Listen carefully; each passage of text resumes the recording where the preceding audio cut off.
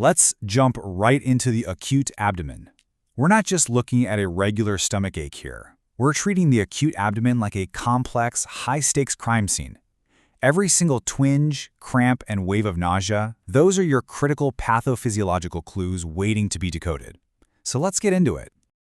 To kick off our investigation, think about this truly bizarre clinical phenomenon for a second. Why on earth can a problem deep down in your gut actually make your shoulder hurt? I mean, it sounds totally counterintuitive, right? Why would an issue starting in an internal organ show up in a completely unrelated superficial part of your body?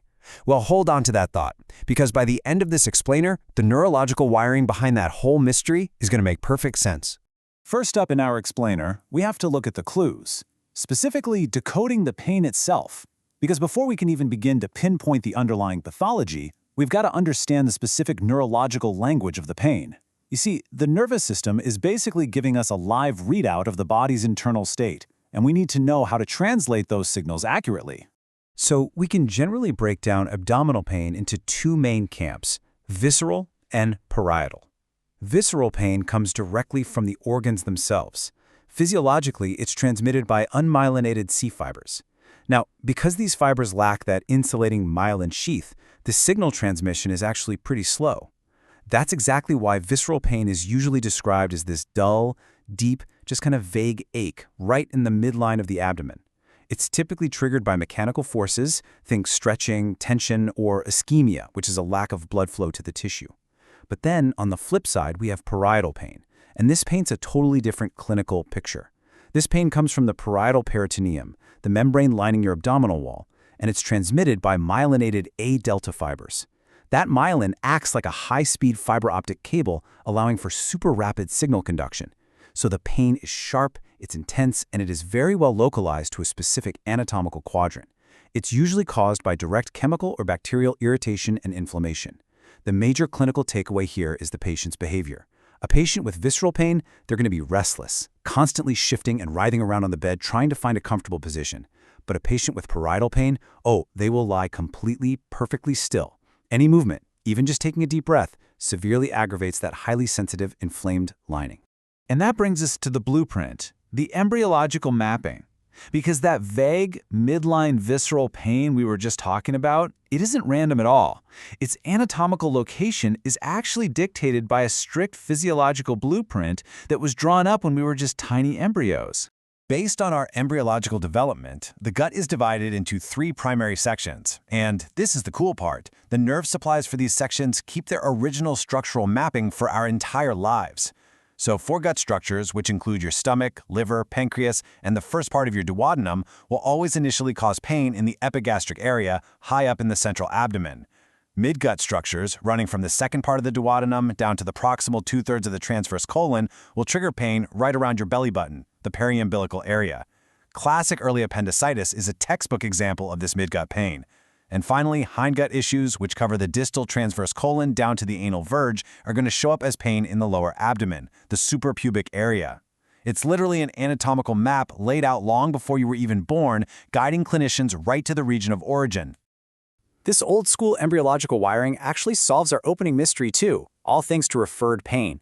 Referred pain happens when a deep, visceral structure causes pain that you feel superficially at a totally distant anatomical site. So why does this happen? Well, it's because the somatic nerves and the visceral organs actually share central neural pathways right as they enter the spinal cord. Basically, the brain gets its wires crossed by these converging signals. So if a patient has biliary colic from a gallstone blocking a duct, the brain might misinterpret that visceral signal and perceive the pain in their back, specifically the right inferior scapular area. Or say there's irritation of the diaphragm, maybe from a perforated duodenal ulcer leaking highly acidic gastric fluid. That irritates the phrenic nerve. Because of that shared neurological wiring, the patient will distinctly feel a sharp pain right in their shoulder. Literally a gut problem, shoulder pain. Incredible, right? Now let's talk about the culprits, medical versus surgical. When someone rolls into the emergency department with an acute abdomen, the potential causes are immediately triaged into two very distinct categories. You have your underlying conditions that require medical management, and then you have your high-stakes emergencies that demand immediate surgical intervention. First up, let's look at the medical mimics. These are culprits like severe gastroenteritis, impaction from constipation, UTIs, or mesenteric lymphadenitis, which actually frequently mimics appendicitis in pediatric patients. It could even be lower lobe pneumonia, which can irritate the diaphragm and deceptively present as upper abdominal pain. The chronological timing of the symptoms here is a massive clinical clue. For instance, in viral gastroenteritis, a patient will almost always start with systemic symptoms, nausea and vomiting, before the generalized abdominal cramps truly set in. That specific sequence, vomiting then pain, is a really strong indicator that we're likely dealing with a medical issue rather than a surgical one. But contrast that with our surgical culprits. Here, we are talking about the real life-threatening conditions. Acute appendicitis, intussusception, which is where a segment of the intestine literally telescopes into the adjoining intestinal lumen, perforated peptic ulcers, a ruptured abdominal aortic aneurysm, or a mechanical intestinal obstruction. With these conditions, the onset and intensity of the symptoms act as a blaring red flag. If a patient experiences sudden, severe pain that hits its absolute peak within seconds, clinicians are immediately suspecting a catastrophic event.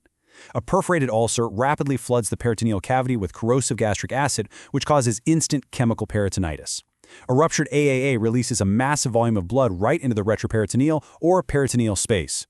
Both of these present with immediate, agonizing pain that demands rapid surgical control. To separate these medical and surgical cases efficiently, we rely on the interrogation phase, checking for physical red flags.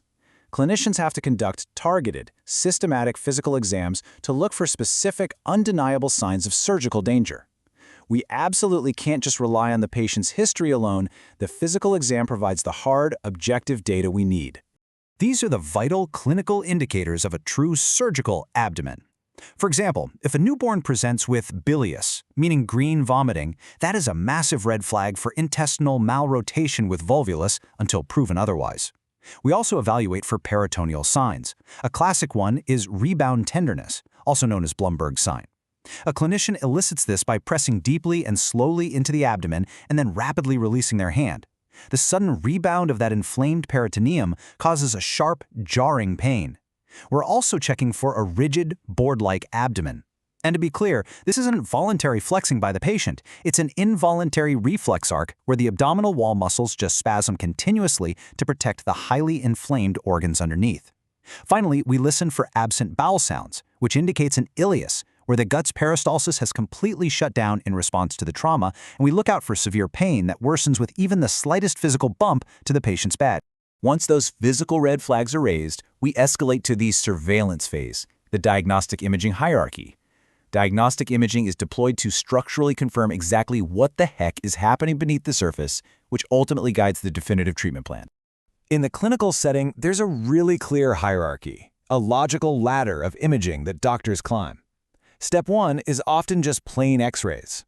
Now, somewhat counterintuitively, the absolute best and fastest way to spot a perforated viscus, like a burst duodenal ulcer, is actually an upright chest X-ray. Why the chest?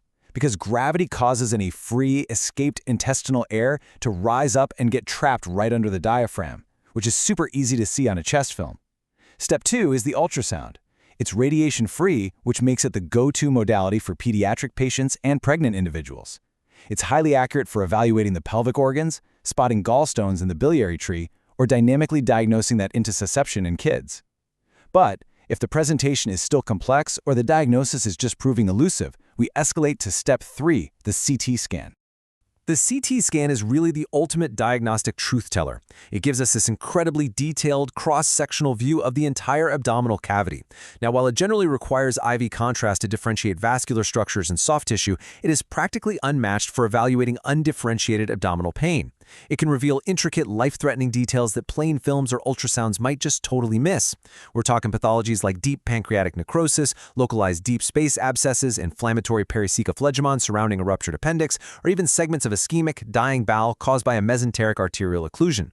It really is the gold standard for putting those final pathophysiological pieces of the puzzle together right before a patient is rushed to the operating room. So, what does this all mean? Well, the next time you or someone you know encounters an acute abdomen, think about everything we've just uncovered. It's not just a localized pain. It is a highly sophisticated map trying to guide you to the exact source of the danger. The human body relies on ancient embryological blueprints, distinct nerve fiber transmission speeds, and shared neural pathways just to broadcast internal danger signals to the surface. Understanding that physiology is absolutely crucial to decoding the pathology. Thank you so much for joining me on this explainer, and as always, keep your curiosity sharp.